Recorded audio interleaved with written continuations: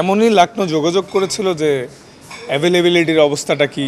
আলোচনাটা এখন ঠিক কোন জায়গাটায় আছে? না আসলে জিনিসটা এটাই, ওদের টিমের যদি রিপ্লেসমেন্ট প্রয়োজন হয়, ফার্স্ট অফ অল ওদের তো নিজেদের প্রয়োজন হইতে হবে। এনওসি পাবেন এই প্রত্যাশাটা করেন কিনা?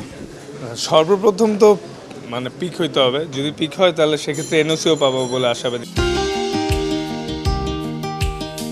মিরপুরে 50 ওভারের ম্যাচ খেলেই সোজা ধানমন্ডিতে চরম ক্লান্তিকে এদিন ছুটি দিয়ে ছুটে এসেছেন ভক্তদের ভালোবাসার জবাব দিতে। ইফতার করেছেন, আড্ডা দিয়েছেন, ভক্তদের খুব কাছ থেকে অটোগ্রাফ আর ফটোগ্রাফের আবদারও মিটিয়েছেন।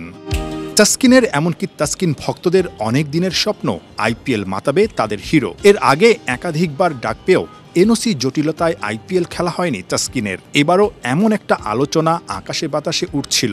গুঞ্জনটা কতটা সত্য, তাসকিন নিজের মুখেই সেই রহস্যের জট খুলল।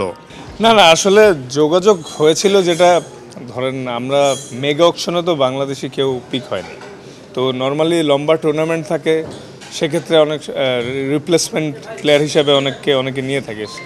তো এমনই লাকনো যোগাযোগ করেছিল যে অ্যাভেলেবিলিটির অবস্থাটা কি, যদি তাদের রিপ্লেসমেন্ট প্রয়োজন হয়, তারা হয়তো চিন্তাভাবনা করছিল, তাই যোগাযোগ করছিল।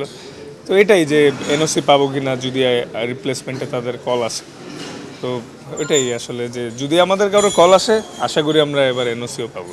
তাসকিন, যেটা বিষয় হচ্ছে যে এর আগে আমরা ক্রিকঅপস চেয়ারম্যান যিনি আছেন তাকে জিজ্ঞেস করেছিলাম যে আসলে আপনি আলোচনা করেছেন কিনা, প্রাইমারি কোনো ধরনের আলোচনা করেছিলেন কিনা, যেটা আসলে আপনার লখনৌ সুপার জায়ান্ট যেটা আপনার কাছে জানতে চেয়েছে যে আপনি আসলে কোনো ধরনের এনওসির বিষয়ে পরিষ্কার কোনো কিছু জানাতে পারেন কিনা তাদেরকে। আলোচনাটা এখন ঠিক কোন জায়গাটায় আছে?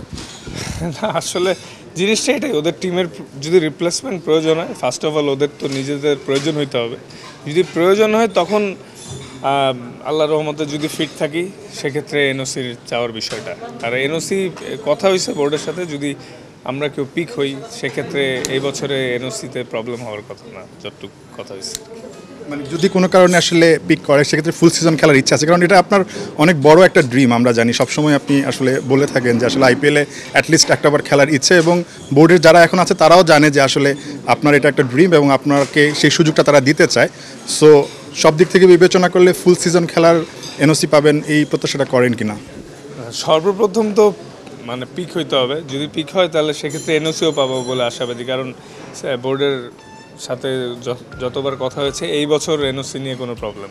শিগগিরই বিসিবি ক্যাপ্টেন্সি ঘোষণা করবে 3 ফরম্যাটের জন্য।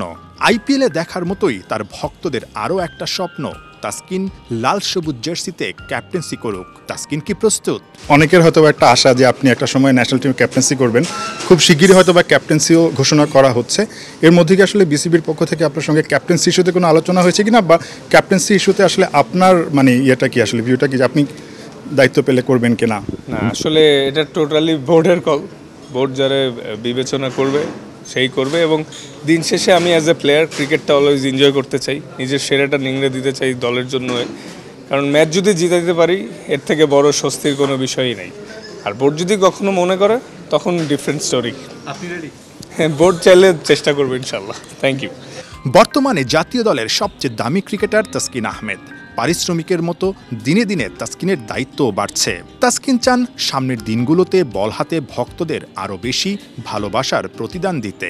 নিজের জায়গা থেকে তো সবসময় ইমপ্রুভমেন্টের চেষ্টা করছি, তো তাদের ভালোবাসা, দোয়া, রহমত এগুলো থেকেই আসলে আরও নিজেরও মন চায় যাতে আমি দেশের জন্য আরও ভালো কিছু করতে পারি। এটাই। নাহিয়ান বিন জসিম, ৭১।